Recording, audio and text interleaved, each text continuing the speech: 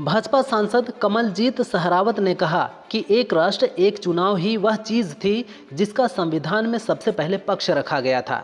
इसलिए 1952 से 1967 तक देश में एक साथ चुनाव होते रहे, लेकिन फिर कुछ कारणों से इसकी स्थिति बिगड़ती चली गई। पिछले 30 सालों में देश में हर साल कोई ना कोई चुनाव होते रहते हैं। हर साल चुनाव के कारण विकास कार्यों की गति रुक जाती है। असम के चिरांग जिले में एक 60 वर्षीय व्यक्ति ने अपनी पत्नी का सिर धड़ से अलग कर दिया।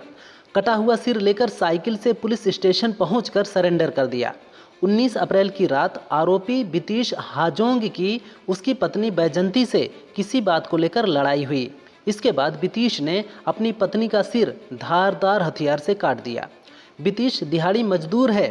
पड़ोसियों के मुताबिक दोनों हर दिन झगड़ते थे। पुलिस जांच कर रही है। यूपी के वाराणसी में रेलवे में सीनियर असिस्टेंट लोको पायलट के पद पर कार्यरत सुमित कुमार ने अपनी पत्नी और साले पर जान से मारने की धमकी देने का आरोप लगाया है। उन्होंने कहा कि दोनों ने मेरठ हत्याकांड जैसा अंजाम देने की धमकी दी है।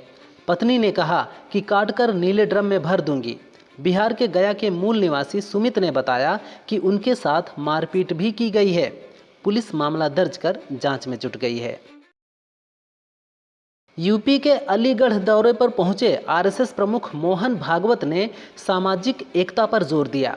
उन्होंने कहा कि जातिगत भेदभाव खत्म करने के लिए एक मंदिर, एक कुआं और एक शमशान के सिद्धांत को अपनाना होगा। भागवत ने स्वयं सेवकों को संबोधित करते हुए कहा कि हमें सभी वर्गों को सम्मान देना होगा। यही हमारा धर्म है, यही हमारी संस्कृति है। हमें ऐसा समाज बनाना है जो न केवल सशक्त हो बल्कि सभी वर्गों को साथ लेकर चलने वाला हो। सीजेआई पर बयान के बाद बीजेपी नेता निशिकांत दुबे और दिनेश शर्मा पर विपक्ष हमलावर है।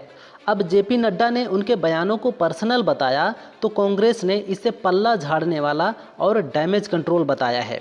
कांग्रेस नेता जयराम रमेश ने पीएम मोदी से पूछा, संविधान पर हमले की मौन स्वीकृति नहीं तो दोनों सांसदों के खिलाफ कड़े कदम क्यों नहीं उठाए। एंटायर पॉलिटिकल साइंस नहीं बल्कि एंटायर पालिका हिपोक्रेसी की यह मिसाल है। हैदराबाद में एक दलित युवक के साथ हैवानियत हुई है। रिपोर्ट के मुताबिक 26 वर्षीय शख्स अपने पारिवारिक मित्र की बहन के पति से मिलने गया था। बोवनपल्ली निवासी विनीता ने पति से तलाक की अर्जी दी थी, लेकिन बाद में अपना मन बदल लिया। पीड़ित उसके पति को दस्तखत न करने के लिए मनाने गया था।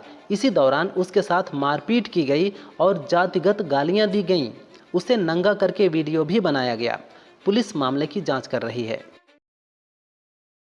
बांग्लादेश की सरकार ने इंटरपोल से पूर्व प्रधानमंत्री शेख हसीना के खिलाफ रेड कॉर्नर नोटिस की मांग की है। बांग्लादेश की इंटरनेशनल क्राइम्स ट्रिब्यूनल ने शेख हसीना, उनके पूर्व मंत्रियों, सलाहकारों और अधिकारियों के खिलाफ गिरफ्तारी वारंट जारी किए थे। इन पर मानवता के विरुद्ध अपराध और नरसंहार के आरोप थे। बता दें कि शेख हसीना पिछले साल अगस्त में हुए तख्ता पलट के बाद से भारत में रह रही हैं। नेपाल की राजधानी काठमांडू में राजशाही की बहाली और हिंदू राष्ट्र बनाने के समर्थन में रविवार को प्रदर्शन हुए। इस दौरान सरकारी इमारतों के पास कड़ी सुरक्षा रही। पुलिस ने राजतंत्र समर्थक राष्ट्रीय प्रजातंत्र पार्टी के नेता राजेंद्र लिंगदेन समेत कई लोगों को हिरासत में लिया।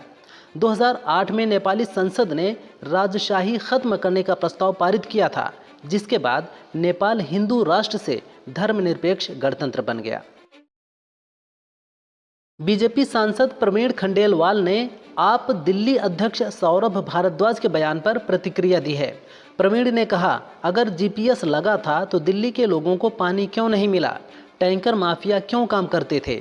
अगर जीपीएस सिस्टम था तो क्या उस समय की सरकार को नहीं पता था कि टैंकर कहां जा रहे हैं?